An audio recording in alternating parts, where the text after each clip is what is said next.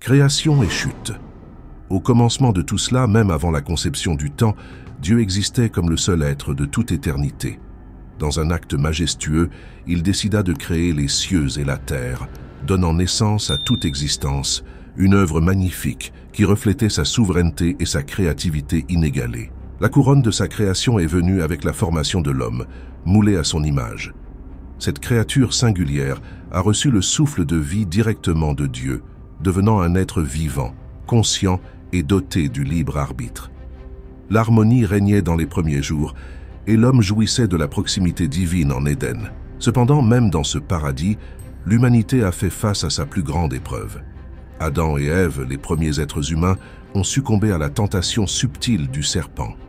Le fruit défendu, offert avec des promesses trompeuses, est devenu le catalyseur de la chute. La désobéissance a introduit le péché dans le monde, altérant de manière irréversible la relation entre Dieu et ses enfants. Alors qu'Adam et Ève mordent dans le fruit défendu, ils font l'expérience de l'amère réalité de l'éloignement de Dieu. Ces actions ont abouti non seulement à sa propre chute spirituelle, mais aussi à l'héritage du péché pour toute l'humanité. La pureté initiale a été remplacée par la conscience du bien et du mal, et l'Éden a été laissé derrière, gardé par des chérubins. Cet épisode fondateur, relaté dans les pages de la Bible, illustre la fragilité humaine. L'événement de la création et de la chute se répercute dans toutes les Écritures, démontrant la nécessité de la rédemption et soulignant la promesse d'un sauveur qui rétablirait la communion perdue entre Dieu et l'humanité avant l'inondation. La trajectoire de l'humanité après la chute d'Adam et Ève révèle la complexité de la nature humaine et la recherche incessante de restauration de Dieu. La descendance d'Adam commença à se multiplier, et parmi ses fils, Abel et Caïn, une histoire marquée par la tragédie surgit. Caïn, poussé par la jalousie et l'envie, a commis l'acte terrible d'assassiner son propre frère Abel. Cet acte de violence a marqué un tournant dans le récit humain, montrant comment le péché pouvait approfondir et éroder les fondements de la société. Au fur et à mesure que la population augmentait, que la corruption se répandait dans tout le pays, que la méchanceté et l'injustice se répandaient, et que la création de Dieu était loin de l'harmonie voulue. En réponse à cette détérioration morale, Dieu décida d'agir d'une manière qui allait séquer toute la création. Le déluge. Noé, un homme juste et droit, a trouvé grâce aux yeux de Dieu. Chargé de construire une arche, il fut chargé de préserver la vie pendant le cataclysme imminent. Des animaux de toutes sortes, ainsi que la famille de Noé, montèrent à bord de l'arche, qui allait devenir le refuge de la survie. Les eaux du déluge ont recouvert la terre, éradiquant toute forme de vie corrompue. L'arche, guidée par la main divine, flottait sur les flots tumultueux, préservant l'espoir d'une ère nouvelle. Après de longs jours d'inondation, l'arche a atterri dans les montagnes d'Ararat, et Noé et sa famille ont débarqué pour témoigner de la promesse de Dieu de ne plus jamais détruire la terre de cette manière. L'histoire d'avant le déluge, marquée par le péché, le jugement et la préservation gracieuse d'un reste juste, sert de rappel éternel de la justice et de la miséricorde divine. C'est un récit qui a façonné le cours de l'histoire biblique, soulignant le besoin continu de rédemption et la promesse d'une nouvelle création. Période post-inondation. Après le déluge, l'humanité, représentée par la progéniture de Noé, a dû relever le défi de repeupler la terre. Les fils de Noé, Sem, Cham et Japheth, sont devenus les ancêtres des nations qui se sont répandues sur toute la terre, contribuant à la diversité de la création. Sem est souvent considéré comme l'ancêtre des peuples sémitiques. Leurs descendants comprennent des groupes tels que les Hébreux, les Araméens et les Arabes. Notamment, à travers la lignée de Sem, vient Abraham, qui deviendra une figure centrale de l'histoire biblique en tant que père des nations et patriarche des Hébreux. Japheth est traditionnellement associé aux peuples indo-européens. Leurs descendants comprennent des peuples tels que les Grecs, les Romains, les Scythes et d'autres qui se sont répandus dans les régions d'Europe et d'Asie. La dispersion de Japheth a contribué à la diversité ethnique et culturelle observée dans les sociétés anciennes. D'autre part, les descendants de Cham se sont répandus dans diverses régions. Parmi eux se trouvent les Cananéens, les Égyptiens, les Philistins et d'autres groupes. Ici, il convient de rappeler l'épisode de désobéissance associé à la lignée de Cham. Un jour, Noé planta une vigne, et comme il s'enivrait de vin, il se mit nu dans sa tente. Son plus jeune fils, Cham, a vu la nudité de son père et au lieu de le couvrir ou de faire profil bas, il est allé le dire à ses frères aînés, Sem et Japheth. Sem et Japheth, contrairement à Cham, ont montré du respect pour la nudité de leur père. Ils entrèrent dans la tente, le dos tourné, portant un manteau pour couvrir Noé sans le regarder. Lorsque Noé se réveilla et apprit ce qui s'était passé, il prononça une malédiction sur la lignée de Cham, tout en bénissant les lignées de Sem et de Japheth. Cette généalogie sert de base aux récits ultérieurs de la Bible, reliant les histoires des grands patriarches tels qu'Abraham, Isaac et Jacob à l'humanité post-déluge. Il contribue également à la compréhension des différentes nations et cultures qui ont émergé dans l'Antiquité, selon la perspective biblique. Les patriarches. La saga des patriarches, marquée par des relations familiales complexes et des événements divinement orchestrés, a joué un rôle central dans l'histoire biblique, façonnant la trajectoire du peuple de Dieu. Abraham, initialement nommé Abram, et sa femme Sarah ont reçu une promesse extraordinaire de Dieu, ils deviendraient parents malgré leur âge avancé. Cependant, Sarah, en raison de son âge avancé, n'a pas pu concevoir d'enfant. Son impatience et son incrédulité l'amenèrent à suggérer qu'Abraham aurait un fils avec sa servante nommée Agar. Agar est tombée enceinte et est née de cette union. La naissance d'Ismaël est importante car il était le premier fils d'Abraham, bien qu'il ne soit pas l'enfant de la promesse divine de Dieu. L'importance d'Ismaël dans le récit biblique s'étend au-delà de sa propre histoire personnelle. Il est devenu l'ancêtre d'un groupe de peuples connus sous le nom d'Ismaéliens, qui habitaient principalement la région désertique de la péninsule arabique. La Bible souligne qu'Ismaël a été béni par Dieu et qu'il est devenu un archer qualifié. Cependant, quelque temps plus tard, Sarah tombe enfin enceinte. La naissance miraculeuse d'Isaac, dont le nom signifie rire, était l'accomplissement de cette promesse divine. La joie d'avoir un fils n'apportait pas seulement un héritier physique, mais signalait aussi la continuation de la promesse faite à Abraham. Isaac, à son tour, a épousé Rebecca, et le couple a dû faire face à des défis uniques. Rebecca a donné naissance à des jumeaux Ésaü et Jacob, qui, dès le ventre de leur mère, ont montré des différences marquées. La bénédiction qui appartenait à l'origine au premier-né a été transférée à Jacob par un plan ingénieux. Cela a déclenché une dynamique familiale complexe. Après avoir reçu la bénédiction de son père, trompant son frère Ésaü, Jacob s'enfuit pour éviter la colère d'Ésaü. Jacob, dont le nom signifie celui qui supplante, a eu sa propre rencontre avec Dieu et a fait changer son nom en Israël, ce qui signifie celui qui lutte avec Dieu. Il engendra 12 fils qui devinrent les chefs des 12 tribus d'Israël. Cette progéniture remarquable comprend des personnages éminents tels que Joseph, dont l'histoire a joué un rôle crucial dans le récit biblique. Des années plus tard, il y a eu des retrouvailles avec Ésaü et, étonnamment, les deux frères se sont réconciliés. Le déménagement en Égypte a marqué un nouveau chapitre dans l'histoire des patriarches. Joseph, le fils de Jacob, qui devint un haut fonctionnaire en Égypte, joua un rôle crucial dans cet épisode. En raison de la famine dans le pays de Canaan, où vivait la famille de Jacob, Joseph, qui était maintenant une figure importante du gouvernement égyptien, a invité sa famille à déménager en Égypte, où ils auraient accès à la nourriture et à la subsistance. Jacob et ses fils acceptèrent l'offre et s'installèrent dans la région de Goshen, une région fertile de l'Égypte. En s'installant en Égypte, la famille de Jacob a pu survivre à la famine et préserver sa progéniture. Cet événement faisait partie de l'accomplissement de la promesse divine, faite à Abraham, que sa descendance serait nombreuse. La saga des patriarches cherche à mettre en évidence les relations familiales, les complexités humaines et la fidélité de Dieu, alors qu'il accomplit ses promesses à travers les générations. Chaque étape de ce voyage a préparé le terrain pour les événements futurs, préparant le terrain pour la révélation continue du plan de Dieu dans l'histoire de son peuple. L'Exode est désert.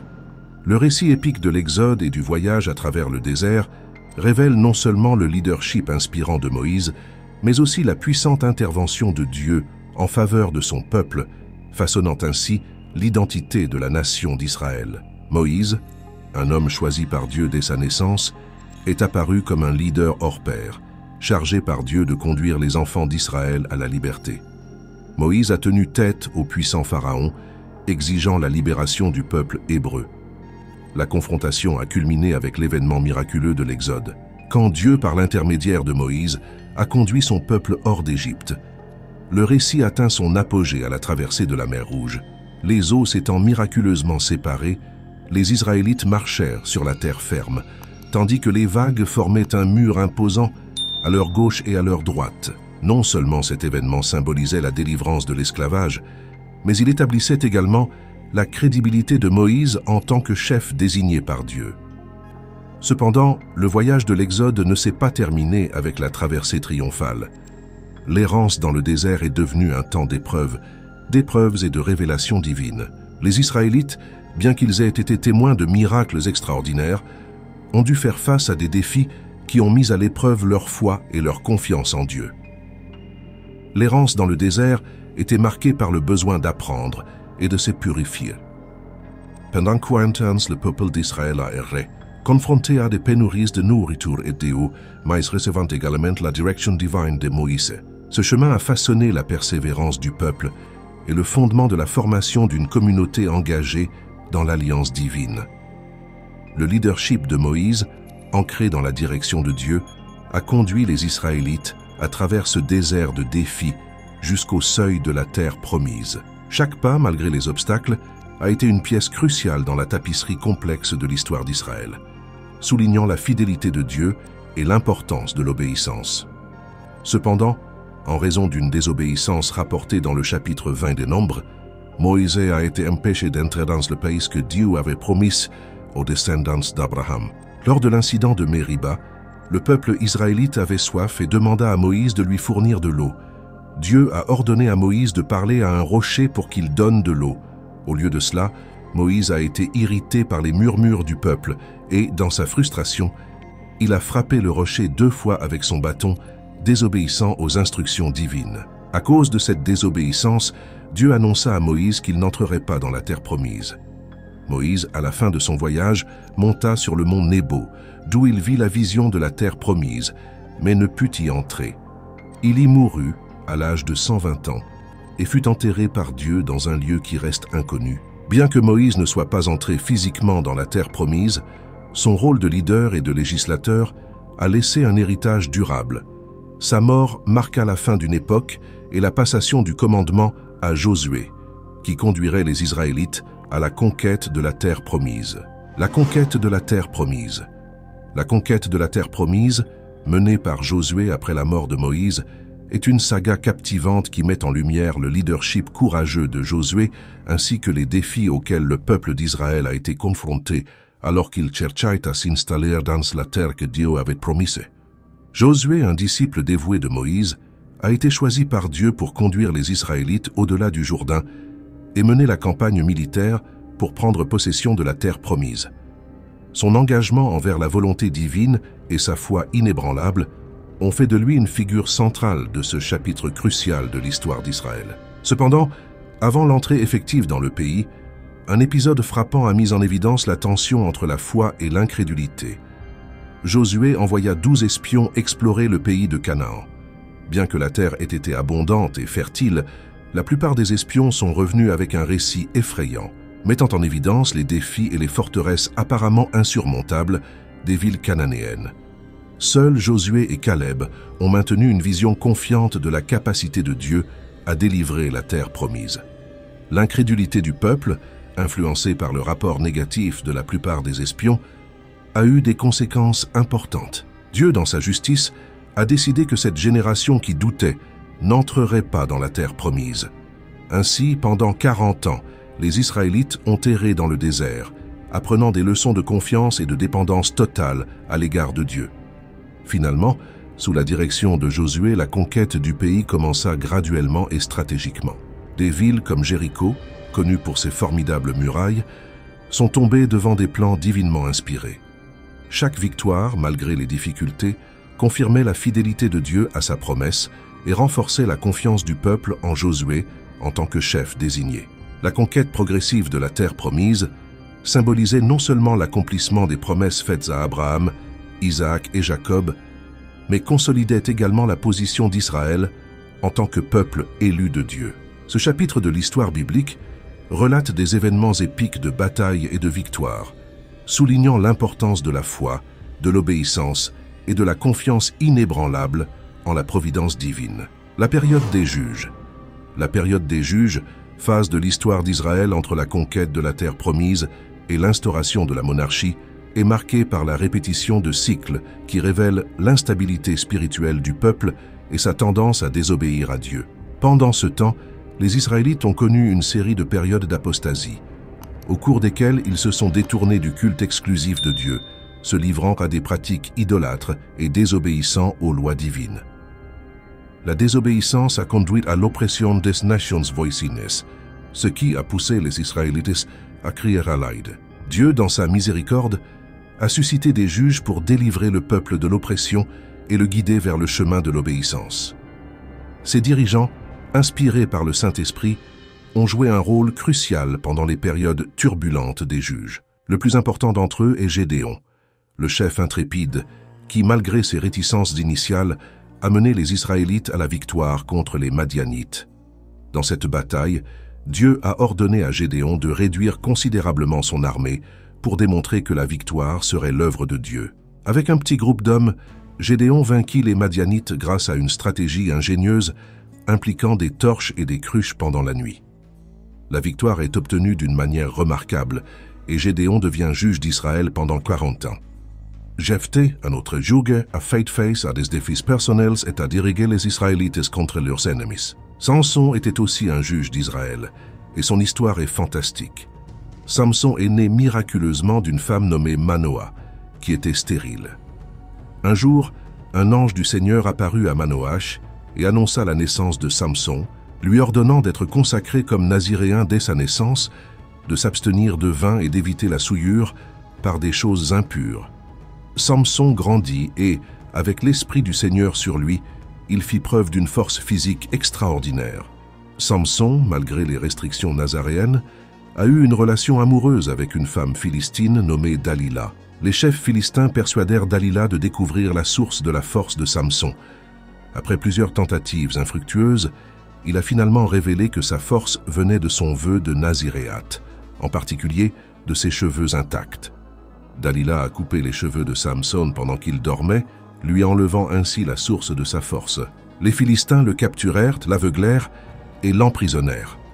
Dans un acte d'humiliation, Samson a été forcé de moudre du grain dans une prison. Cependant, au cours d'un grand événement philistin, Samson, maintenant avec ses cheveux poussés, a demandé à Dieu une dernière démonstration de force. Il a démoli les piliers du temple où il était emprisonné, se tuant lui-même et tuant de nombreux Philistins qui étaient en présent. Ainsi, Samson a sacrifié sa propre vie pour délivrer Israël de l'oppression des Philistins. En plus de ses dirigeants, Samuel a émergé comme une figure éminente au cours de la dernière période des juges. Son histoire mérite également d'être mentionnée. Elkana était un homme qui avait 2 femmes, Pénina et Anne. Anne, l'épouse stérile, était profondément affligée de ne pas avoir d'enfants, tandis que Pénina avait des enfants chaque année. Chaque année, la famille se rendait au sanctuaire de Silo pour adorer Dieu. Lors de l'une de ses visites à Silo, Anne fut si affligée par son infertilité qu'elle pria le Seigneur avec ferveur, promettant de consacrer son fils à Dieu s'il la bénissait avec un fils. Dieu entendit les supplications d'Anne et elle conçut un fils. Elle l'a appelé Samuel, ce qui signifie « demander à Dieu ». Après le sevrage de Samuel, Anne tint sa promesse et l'emmena au sanctuaire de Silo, le livrant pour servir le Seigneur sous la garde du prêtre Élie. Samuel a grandi dans le sanctuaire de Silo, où il a appris à servir Dieu sous la tutelle d'Élie. Dieu a appelé Samuel à être prophète dès son plus jeune âge, et il est devenu l'un des dirigeants et des juges les plus éminents d'Israël. La période des juges est caractérisée par l'interaction dynamique entre l'infidélité d'Israël, la discipline divine et la provision gracieuse de Dieu par l'intermédiaire de dirigeants désignés. Cette phase de l'histoire d'Israël a préparé le terrain pour la transition vers l'âge des rois, une nouvelle phase dans le voyage du peuple de Dieu. La monarchie. La période de la monarchie en Israël a été marquée par des événements d'une extrême importance, à commencer par la demande du peuple d'un roi, en passant par les règnes de Saül, David et Salomon, jusqu'à la division tragique du royaume après la mort de Salomon. Le désir du peuple d'avoir un roi étaient motivés par l'observation d'autres nations autour d'eux qui avaient des monarques. Bien que cette décision ait été acceptée par Dieu comme le reflet de la volonté du peuple, elle a également témoigné d'un certain manque de confiance en Dieu en tant que souverain suprême. Dieu, respectant le choix du peuple, lui donna un roi, et Saül fut oint comme premier roi d'Israël.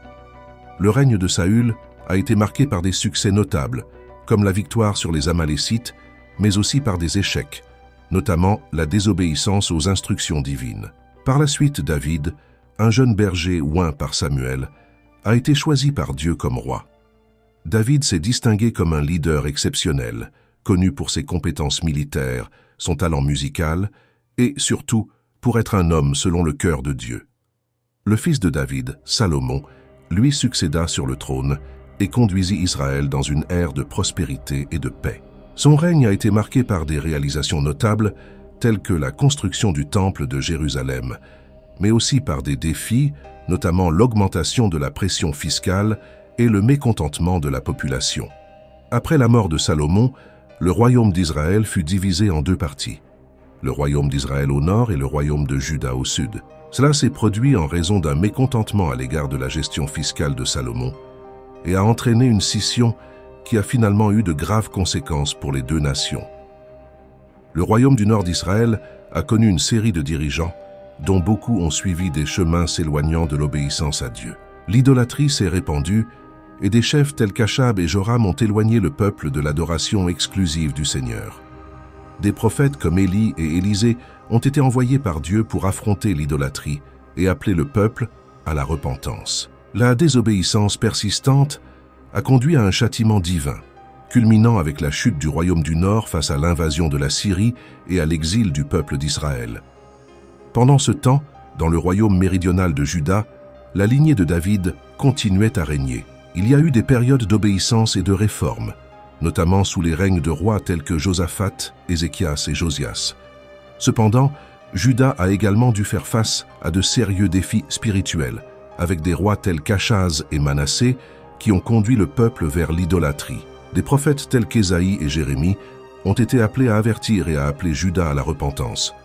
Malgré ces avertissements, la persistance dans la désobéissance a conduit à l'exil babylonien et à la destruction de Jérusalem et du Temple.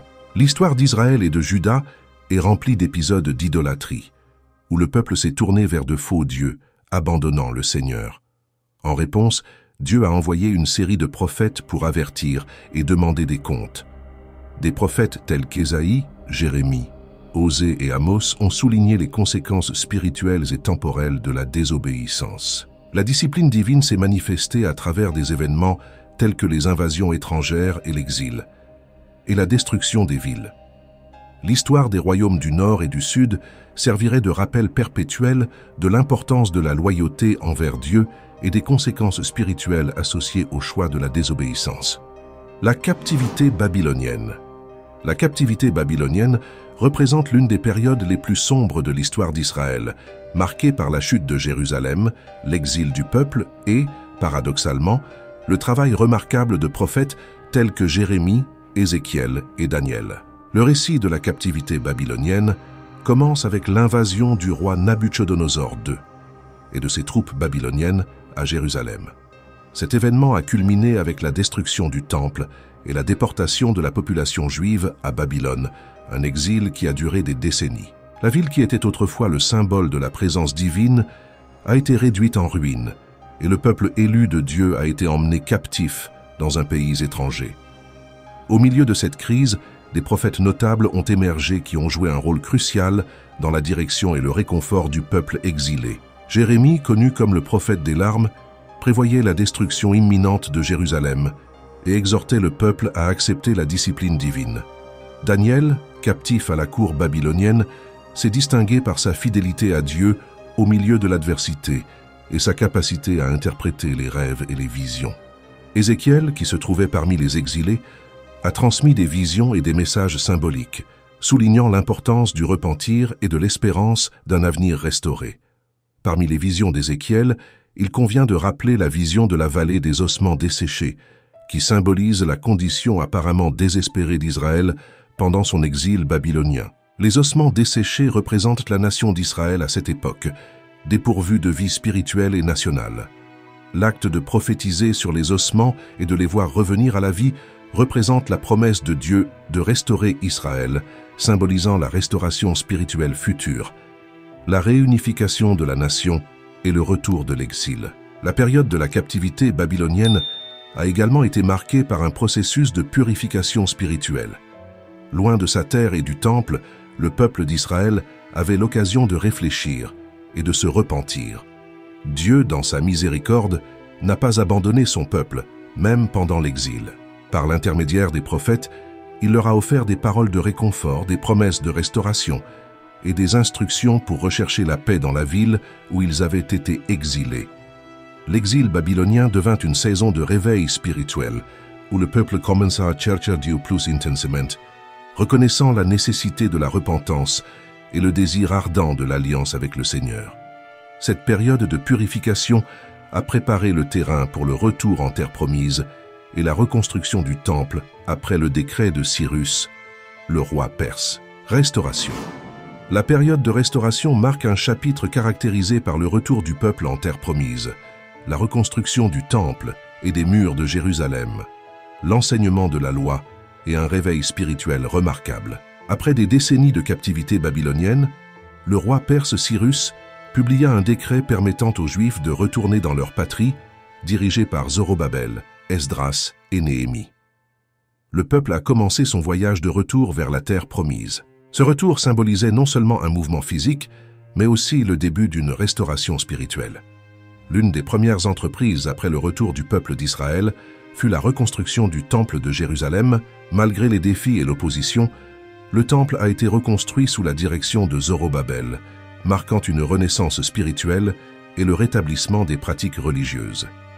De plus, Esdras, prêtre et scribe, a joué un rôle clé dans l'enseignement et l'application de la loi de Moïse. Il a dirigé un mouvement visant à restaurer la compréhension et la pratique de la loi parmi le peuple. Esdras a promu la lecture publique de la loi, encourageant la repentance et le renouveau spirituel. Le peuple, en entendant la loi, a fait l'expérience d'une profonde conviction de péché et a cherché Dieu dans la repentance, ce qui a entraîné un renouveau spirituel, le peuple s'engageant à obéir à Dieu et à l'honorer. Néhémie, à son tour, dirigea la reconstruction des murs de Jérusalem, offrant protection et sécurité à la ville. Malgré les adversités, Néhémie et le peuple ont persévéré, accomplissant la tâche dans un exemple exceptionnel de coopération et de détermination. L'œuvre d'Esdras et de Néhémie, ainsi que la participation active des prophètes Agé et Zacharie, ont contribué à la restauration spirituelle et à la réforme de la communauté.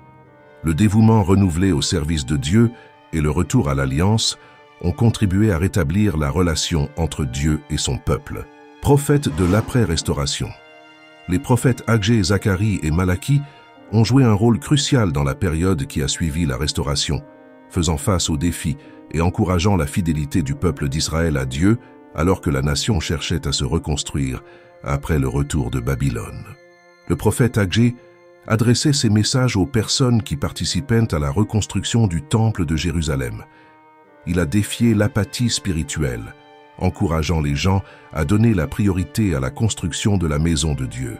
Agé a souligné l'importance de chercher d'abord le royaume et la justice de Dieu, promettant des bénédictions divines lorsque le peuple mettrait Dieu en premier. Zacharie, contemporain d'Agé, s'est également distingué en tant que prophète lors de la reconstruction post-exil. Ses visions et ses messages symboliques encouragèrent le peuple, indiquant la restauration spirituelle et la venue future du Messie. Zacharie a souligné l'importance de la justice, de la compassion et de la vérité, appelant le peuple à vivre d'une manière conforme aux principes divins. Malachie, qui vécut plus tard, adressa des messages difficiles au peuple d'Israël. Il a été confronté à la complaisance spirituelle, à la négligence des offrandes et du culte et à l'infidélité conjugale. Malachie a souligné la nécessité d'une véritable relation avec Dieu, exhortant le peuple à se repentir et à revenir à l'alliance. Malgré l'enthousiasme initial pendant la restauration, le peuple d'Israël a dû faire face au défi constant de maintenir sa fidélité à Dieu. La complaisance spirituelle, la négligence des pratiques religieuses et le manque d'engagement moral menaçaient la relation entre Dieu et son peuple. Les prophètes, en délivrant des messages de réprimande et d'exhortation, cherchait à maintenir la flamme spirituelle vivante et à renforcer l'importance d'une obéissance continue. La période qui a suivi le rétablissement met en évidence la réalité difficile du conflit entre la fidélité et l'apostasie, la poursuite de Dieu et la tentation de la complaisance. La clôture de l'Ancien Testament. L'Ancien Testament se termine avec les prophètes post-restauration, dont Agé, Zacharie et Malachie, qui, par leur message, ont cherché à guider le peuple d'Israël dans son cheminement spirituel. Cependant, avec la fermeture du canon de l'Ancien Testament, la période suivante est caractérisée par 400 ans de silence prophétique apparent. Pendant cet intervalle, il n'y a aucune trace de nouveaux livres ajoutés à l'Écriture, et la voix des prophètes n'est pas entendue. Malgré cela, cette période a été marquée par d'importants événements historiques, des changements culturels et politiques, y compris l'ascension et la chute d'empires tels que le perse, le grec et le romain. Pendant ce temps, quelques livres ont été écrits, connus sous le nom d'apocryphes. Ce sont des livres historiques et religieux qui n'ont pas été inclus dans le canon juif ou protestant, mais qui ont été acceptés par certaines traditions chrétiennes. Cette période de silence ne signifie pas l'inactivité divine, mais représente un moment où Dieu préparait le terrain pour l'accomplissement de ses promesses messianiques. L'attente anxieuse d'un Messie, prophétisé tout au long de l'Ancien Testament, a créé une attente croissante parmi le peuple d'Israël pour l'arrivée du Nouveau Testament, inauguré par la naissance de Jésus-Christ à Bethléem, marquant la fin de cette période de silence. Le Christ, le Messie promis, apportera à l'humanité la plénitude des promesses de Dieu, la rédemption et le salut. Sa naissance, son ministère, sa mort et sa résurrection sont attestés dans les évangiles du Nouveau Testament, poursuivant le récit biblique et accomplissant les prophéties messianiques de l'Ancien Testament. Ainsi, l'Ancien Testament, avec ses histoires, ses lois, ses prophéties et sa poésie, a préparé le terrain pour l'avènement de Jésus-Christ, le Fils de Dieu, qui apporterait l'espérance et le salut tant attendus. Le silence prophétique des 400 ans est rompu par le cri d'un bébé à Bethléem, annonçant le début d'un nouvel âge dans l'histoire de la rédemption. Alors, attachez vos ceintures car l'histoire, à partir de maintenant, va prendre une tournure passionnante. Profitez-en pour laisser votre like et vous abonner à la chaîne. Et passons à la vidéo. Le contexte politique et culturel. Le contexte politique et culturel de la période interbiblique a été marqué par plusieurs changements dans la géopolitique mondiale, notamment la chute de l'empire médo-perse et l'ascension d'Alexandre le Grand, qui a laissé un héritage durable grâce à la diffusion de la culture hellénistique. C'est ce qu'on a appelé l'hellénisme, et son influence a façonné la langue, l'art, la philosophie et même la religion dans de vastes régions du monde. Après la mort d'Alexandre, son empire fut divisé entre ses généraux. Le contrôle de l'Égypte était entre les mains des Ptolémées, tandis que la Syrie était gouvernée par les Séleucides. La région d'Israël est devenue un champ de bataille entre ces deux empires, apportant plusieurs défis au peuple juif. Sous les Ptolémées, le peuple juif a connu une période relativement paisible et un contrôle relatif sur ses pratiques religieuses. Cependant, avec la montée des Séleucides, en particulier avec Antiochos IV Épiphane, la situation changea radicalement. Antiochos IV Épiphane, dans un effort pour helléniser la région, provoqua la colère des Juifs en profanant le temple de Jérusalem et en interdisant les pratiques religieuses juives Sawa. Leur indignation culmina dans la révolte des Maccabées, menée par la famille maccabéen, notamment Judas Maccabée. La guerre des Maccabées, ou révolte des Maccabées, était une lutte pour la liberté religieuse et politique du peuple juif contre la domination séleucide. Judas Maccabée et ses frères ont pu reprendre le contrôle du temple et restaurer le culte juif. Cette période est commémorée lors de la fête de Hanouka, qui célèbre la reconsécration du temple après sa profanation par Antiochus. Ces événements politiques et culturels de la période interbiblique ont été cruciaux pour façonner l'environnement dans lequel Jésus-Christ viendrait au monde. Le cadre hellénistique a fourni un contexte linguistique et culturel qui a facilité la diffusion du christianisme dans le monde gréco-romain au cours des siècles suivants. Hérode le Grand. Dans ce contexte de changement, Hérode le Grand, connu pour ses compétences en matière d'administration et de construction, gouverna la Judée sous la domination romaine. Il entreprit des projets monumentaux à Jérusalem, notamment l'agrandissement et la rénovation du temple d'Hérode, l'un des plus grands et des plus grandioses complexes religieux de l'Antiquité. Ces réalisations architecturales s'étendent également à d'autres parties du royaume, notamment des forteresses, des palais et des aqueducs. En plus de ses prouesses en matière de construction, Hérode a cherché à assurer la stabilité politique de la région. Il a développé des relations habiles avec l'Empire romain et a mis en œuvre des politiques visant à renforcer l'économie locale. Cependant, le règne d'Hérode a également été marqué par des aspects négatifs. Sa paranoïa l'a conduit à une série d'actes violents, dont l'exécution de membres de sa propre famille. Hérode était connu pour sa cruauté, agissant rapidement contre toute menace perçue à son règne, réelle ou imaginaire. Le massacre des innocents, décrit dans le Nouveau Testament, est un événement notoire attribué à Hérode dans sa quête pour éliminer tout rival au trône. Tout commence après la naissance de Jésus à Bethléem. La nouvelle de la naissance du roi des Juifs parvint à Hérode, le roi de Judée de l'époque. Hérode, craignant de perdre son trône, fut troublé par cette nouvelle. Il a appelé les sages de l'Orient, les mages, pour savoir exactement où le Messie devait naître. Les mages, suivant l'étoile, trouvèrent Jésus à Bethléem et l'adorèrent. Cependant, ayant été avertis dans un rêve de ne pas retourner auprès de Hérode et craignant la colère de l'empereur, ils ne revinrent pas pour raconter les détails de la naissance. Furieux de ne pas avoir obtenu d'informations précises de la part des mages, Hérode donna un ordre cruel. Il a ordonné le massacre de tous les garçons de moins de 2 ans à Bethléem et dans les environs, dans l'espoir d'éliminer la prétendue menace à son autorité. Avant l'exécution de l'ordre, un ange apparut à Joseph dans un rêve, l'avertissant d'un danger imminent. Joseph, Marie et l'enfant Jésus s'enfuirent en Égypte pour échapper au massacre. Ainsi, le règne d'Hérode le Grand fut une période de contraste, marquée par des réalisations remarquables en termes de construction et de distraction, mais aussi par une ombre de tyrannie, de paranoïa et de violence. Ce contexte politique tendu et la recherche du Messie ont servi de toile de fond au début de l'ère du Nouveau Testament et à l'arrivée de Jésus-Christ. Jésus et la convergence culturelle. La naissance de Jésus a eu lieu dans une période de convergence culturelle entre la culture hellénique, romaine et juive.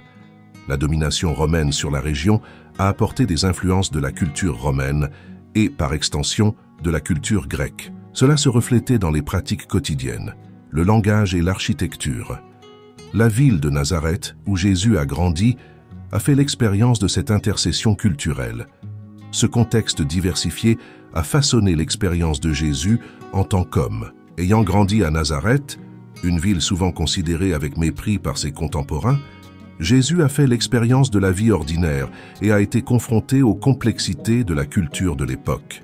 Son identification avec les pécheurs, sa proximité avec les gens ordinaires et son humble origine à Nazareth mettent en évidence l'approche unique de Jésus envers l'humanité. Le début du ministère de Jésus a été marqué par son baptême dans les eaux du Jourdain par Jean-Baptiste.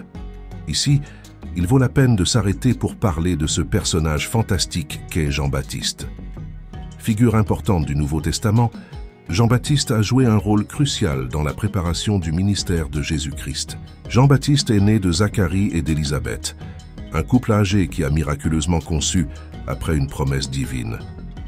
Il a passé une partie de sa vie dans le désert, où il s'est consacré à la prière et à la dévotion à Dieu. Jean a reçu la mission spécifique de préparer le chemin pour le Messie, en annonçant la venue du royaume de Dieu. Il s'est fait connaître pour son baptême de repentance dans le Jourdain. Les gens venaient à lui pour se faire baptiser, confessant leurs péchés. Jean a prêché sur la repentance, la venue du royaume de Dieu, et a annoncé que quelqu'un de plus puissant que lui allait venir. Quand Jésus est venu se faire baptiser par Jean dans le Jourdain, Jean a reconnu la supériorité de Jésus et a témoigné qu'il était l'agneau de Dieu qui enlève le péché du monde. Jean a souligné l'importance de Jésus, disant que lui-même n'était pas digne de dénouer les sandales de Jésus. Cet événement symbolique a non seulement marqué le début public de la mission de Jésus, mais a également démontré son identification à l'humanité en subissant le baptême pour la repentance des péchés. Peu de temps après son baptême, Jésus a été tenté dans le désert, une période d'isolement de 40 jours, au cours de laquelle il a été tenté par Satan. Cet épisode met en lumière l'humanité de Jésus, qui, bien que pleinement Dieu, a connu les mêmes tentations que tous les êtres humains. Cependant, Jésus a résisté à toutes les avances du diable, citant les Écritures et révélant sa parfaite obéissance à Dieu. La victoire de Jésus sur les tentations dans le désert a démontré sa sainteté et son autorité sur le malin. Cette expérience a préparé Jésus à son ministère public, marqué par des enseignements qui ont changé sa vie, des guérisons miraculeuses et la proclamation du royaume de Dieu. Le ministère de Jésus et l'expansion du message. Le ministère de Jésus a été marqué par une combinaison extraordinaire de miracles et d'enseignements qui ont transcendé les frontières géographiques et culturelles. Il guérissait les malades, rendait la vue aux aveugles, nourrissait des multitudes et ressuscitait même les morts. Ces enseignements, souvent sous forme de paraboles, abordaient des thèmes universels tels que l'amour, le pardon, la justice et le royaume de Dieu. Ces actions et ces paroles ont attiré une foule nombreuse, reflétant la pertinence du message de Jésus dans différents contextes. Jésus a choisi 12 hommes pour être ses apôtres, jouant un rôle spécial dans son ministère. Ces apôtres ont été témoins des enseignements, des miracles, et ont joué un rôle crucial dans la propagation de l'Évangile et l'établissement de l'Église primitive. Ici, il convient de mentionner l'épisode de la Transfiguration. Un jour, Jésus monta sur une montagne avec 3 de ses disciples, Pierre, Jacques et Jean. Au sommet de la montagne, quelque chose d'extraordinaire s'est produit. L'apparence de Jésus a été transfigurée. Son visage a brillé comme le soleil, et ses vêtements sont devenus blancs comme la lumière. De plus, Moïse et Élie sont apparus en train de converser avec Jésus.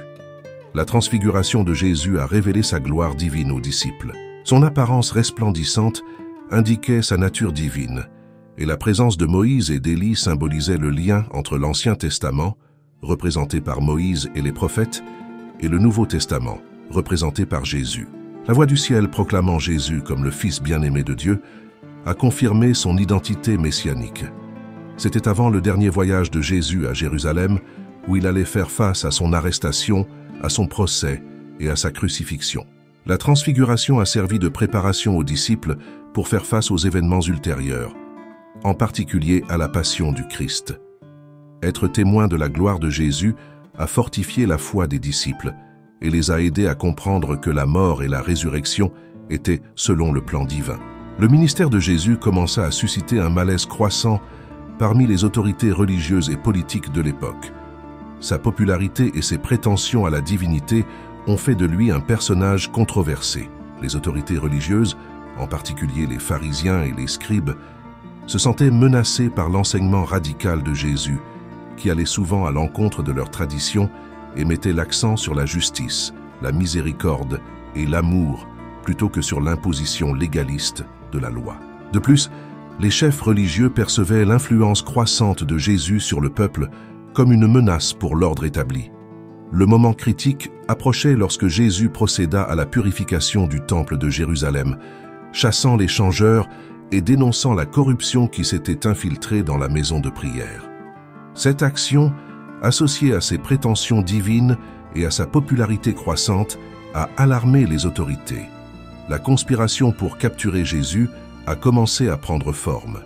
Judas Iscariote, l'un des disciples, accepta de livrer Jésus aux autorités religieuses en échange de 30 pièces d'argent. Au cours de la dernière scène, Jésus a prédit sa trahison et sa capture imminente, mais il a continué à préparer ses disciples aux événements qui allaient se dérouler. La capture de Jésus a eu lieu dans le jardin de Gethsémane, où Judas a identifié Jésus aux soldats romains et aux gardes du temple avec un baiser. Ce geste symbolique a conduit à l'arrestation de Jésus. Le grand prêtre Caïphe et le Sanhédrin, le conseil juif, ont tenu un procès régulier tous les soirs. Les chefs d'accusation étaient variés, notamment pour blasphème et atteinte à l'ordre public. Le procès religieux condamna Jésus, mais pour des raisons de compétence, il fut traduit devant Pilate, le gouverneur romain. Pilate commence l'interrogatoire en demandant si Jésus est le roi des Juifs. Jésus répond en déclarant que son royaume n'est pas de ce monde et qu'il est venu dans le monde pour rendre témoignage à la vérité. Au cours de l'interrogatoire, Pilate se rend compte que les accusations portées contre Jésus sont principalement de nature religieuse et qu'il n'y a aucune base légale pour le condamner. Pilate, cherchant à éviter le conflit et manquant d'une compréhension claire de la signification spirituelle de l'affaire, offre une occasion de libérer Jésus. Lors de la fête de la Pâque, il était de coutume que le gouverneur romain libère un prisonnier choisi par la foule en signe de bonne volonté. Pilate voit cela comme une occasion de libérer Jésus sans faire face à une révolte de la foule. Pilate présente alors le choix à la foule rassemblée sur la place du prétoire. Libérer Jésus, connu pour ses œuvres et ses enseignements miraculeux, ou Barabbas, prisonnier rebelle et meurtrier. L'influence des chefs religieux est évidente lorsqu'ils incitent la foule à demander la libération de Barabbas. Ils manipulent les émotions de la population en suggérant que Barabbas est un patriote luttant contre l'occupation romaine, tandis que Jésus est dépeint comme une menace pour l'ordre établi. La foule, influencée et encouragée par les chefs religieux, crie pour Barabbas. Pilate, remarquant l'agitation croissante de la foule, se lave symboliquement les mains, déclarant qu'il est innocent du sang de Jésus. Il cède à la pression de la foule et à la menace d'émeute, condamnant Jésus à la crucifixion. Ainsi, Jésus a été emmené au calvaire, où il a été crucifié entre deux criminels. Sa mort sur la croix a été une exécution cruelle, mais elle a aussi accompli un but plus grand. La rédemption de l'humanité par le sacrifice du Fils de Dieu. Après la mort de Jésus sur la croix, une série d'événements extraordinaires ont eu lieu, marquant le point culminant et la conclusion du récit de la Passion. La résurrection. Le corps de Jésus a été descendu de la croix par Joseph d'Arimathie, un membre du Sanhédrin qui suivait secrètement Jésus. Il l'enveloppa dans un drap propre et le plaça dans une nouvelle tombe. Pilate, à la demande des chefs juifs, autorisa le placement d'une garde romaine pour empêcher toute tentative de vol du corps. Le tombeau a été scellé pour s'assurer qu'il resterait intact après le sabbat. Marie-Madeleine, Marie, mère de Jacques, et Salomé se rendirent au tombeau de Jésus avec des aromates pour oindre son corps. En arrivant, ils ont remarqué que la pierre qui scellait l'entrée de la tombe avait été enlevée et que la tombe était vide. En entrant dans la tombe, les femmes ont vu un jeune homme vêtu de blanc, identifié comme un ange. Il leur dit « N'ayez pas peur, vous cherchez Jésus de Nazareth qui a été crucifié. Il est ressuscité, il n'est pas ici. Regardez l'endroit où ils l'ont mis. » L'ange ordonna aux femmes de dire aux disciples et à Pierre que Jésus était ressuscité et qu'ils le verraient en Galilée. Alors que les femmes se dépêchèrent de sortir pour annoncer la nouvelle, Jésus lui-même est apparu à Marie-Madeleine près du tombeau, se révélant à elle. En plus de Marie-Madeleine, Jésus est apparu à diverses personnes et groupes dans les jours qui ont suivi. Il s'agissait des disciples sur le chemin d'Emmaüs, des disciples rassemblés dans une pièce fermée à clé et de Pierre individuellement. Chacune de ces apparitions a servi à confirmer la réalité de la résurrection. Certains disciples ont d'abord douté de la nouvelle de la résurrection. Thomas, en particulier, a exprimé son scepticisme jusqu'à ce que Jésus lui apparaisse, lui permettant de toucher ses blessures. Ces rencontres ont servi à dissiper les doutes et à fortifier la foi des disciples. Lors d'une apparition particulière sur les rives de la mer de Galilée, Jésus chargea Pierre, lui demandant 3 fois s'il l'aimait, et ordonna aux disciples de faire des disciples de toutes les nations, les baptisant et leur enseignant tout ce qu'il avait commandé. L'Ascension. Après les apparitions aux disciples pendant 40 jours, Jésus les conduisit au mont des Oliviers, près de Béthanie. Cet endroit avait déjà été le théâtre d'événements auparavant, pendant son ministère. Au sommet de la montagne, Jésus a donné les dernières instructions à ses disciples, renouvelant leur mission d'être ses témoins jusqu'aux extrémités de la terre. Il leur a également demandé d'attendre à Jérusalem la promesse du Père, le Saint-Esprit, qui les fortifierait et les guiderait dans leur mission. Alors que Jésus bénissait les disciples, il commença à monter au ciel sous leurs yeux. Les apôtres ont été témoins de cet événement, car ils ont vu Jésus monter progressivement jusqu'à ce qu'une nuée l'enveloppe, le cachant à leur vue. Alors que les disciples regardaient encore le ciel, 2 hommes vêtus de blanc, certainement des anges, apparurent et leur demandèrent pourquoi ils levaient les yeux vers le ciel. C'est alors qu'ils annoncèrent que Jésus reviendrait de la même manière que les disciples l'avaient vu partir. L'ascension a laissé les disciples stupéfaits, mais elle les a aussi remplis de confiance et d'espoir.